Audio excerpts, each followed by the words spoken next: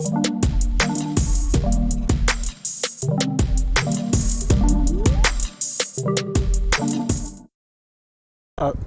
out here at a job today in Revesby for a customer who's on NBN fibre to the curb. Now she's having constant dropout issues, so I've been doing a bit of a looky-see, see what I can find. You can see there's an old, look at that.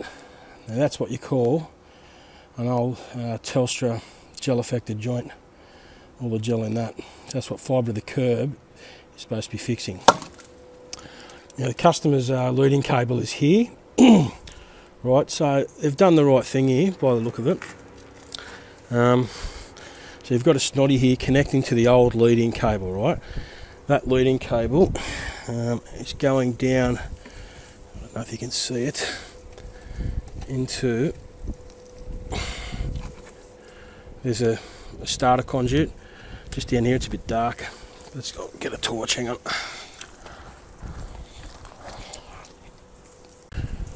So you can see the starter conduit just there, right? So that's her cable going into it, right? Now that goes over to here. And that's her starter conduit just there, going straight into the property. Now behind there is a socket on the wall which has been bypassed. Then it's on internal cabling that's then going into a socket in their office down the back.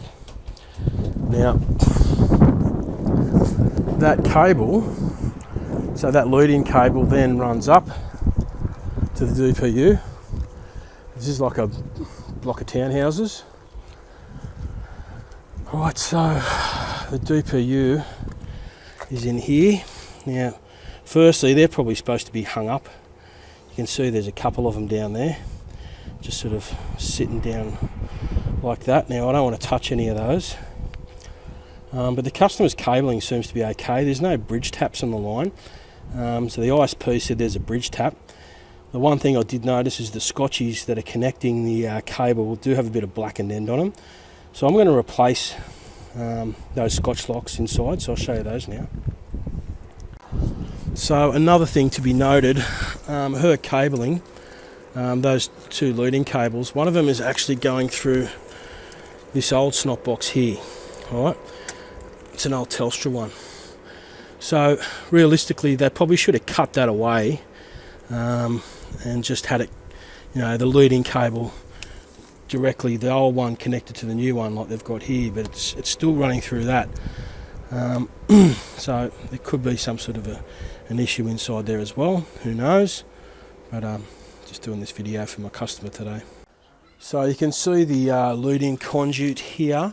Now that's entering into the customer's premises there, and then on the other side of that there's you can see the socket here, right, with the lead-in cable that's actually connected. I'll try and make it better light. The leading cable there, so it's connected. You can see the leading cable coming in, and then that's connected there via scotchies, which then go through to the back unit. Now those scotchies there, I might replace those because there's a little bit of blackened end on the end of that as well.